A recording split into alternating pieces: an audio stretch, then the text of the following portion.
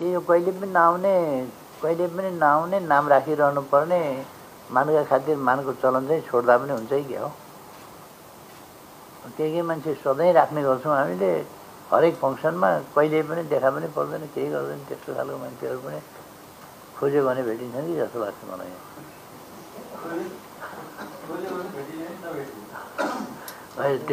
त्यस्तो नाम चाहिँ नआउने, कहिले पनि नआउने नाम चाहिँ सधैँ टाँस्नुपर्ने पदोदाका कारणले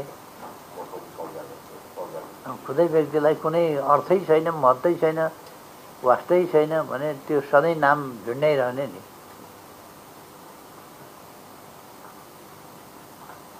त्यो पनि नगरे पनि हुन्छ। किन त्यो जो मान्छे कि तपाईँहरू सोध्नुहोस् आउने हो कि होइन, रुचि छ कि छैन। यो विशेष गरी मैले के देखाएको कुरा भनौँ हजुर, यो सम्मान्यज्यूले चेयर गर्ने फर्मल मिटिङमा आउनुपर्ने बोलाएको मान्छेको कर्तव्य, उहाँको जिम्मेवारीभित्र पर्ने विषय हो।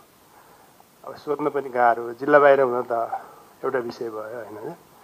नत्र भने चाहिँ यो फर्मल मिटिङमा चाहिँ आउनुपर्छ भन्ने चाहिँ हामीले मान्यता राखेको एउटा। अर्को चाहिँ मिटिङमा सम्मान्यज्यू बस्दा बस्दै उठेर जाने प्रवृत्ति पनि नराम्रो हो। त्यो मिटिङ कुनै पनि मिटिङको डेकोरमभित्र पर्दैन हजुर। मैले आज यो कुरा पनि निवेदन गरेँ, अस्ति मैले फिल गरेको विषय हो त्यो। हाई लेभल कमिटीमा सहभागिताका लागि आमन्त्रण गर्ने, तर एकपल्टको कुरा होइन, दुईपल्टको होइन, तीनपल्ट होइन, तीनपल्ट लगातार आएन भने त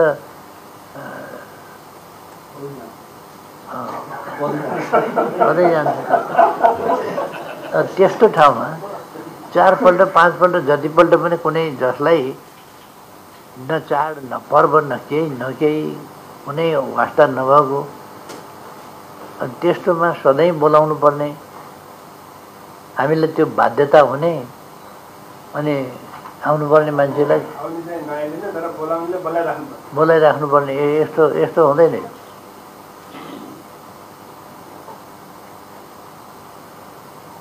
अर्कोपल्टसम्ममा सोधी खोजी गर्नु होला, हेर्नु होला रेकर्ड, को एकपल्ट पनि आउँदैन। त्यो रेकर्ड हेरेर आउने हो कि होइन सोधेर, आउने होइन, आउन सकिन्न भनेदेखि नाम नराख्नु। हरेकपल्ट इतिहास चाहिँ बनिरहने, नाम चाहिँ छापिरहने, हरेक ठाउँमा पढी बाँचे हामीले पवित्र नाम गरिरहनु पर्ने, मान्छे नआउने। सबै उपस्थित साथीहरूलाई धन्यवाद, जो परिस्थितिवश आउन सक्नुभएछ, आउने मन भएर उहाँहरूलाई पनि धन्यवाद। जो नआउन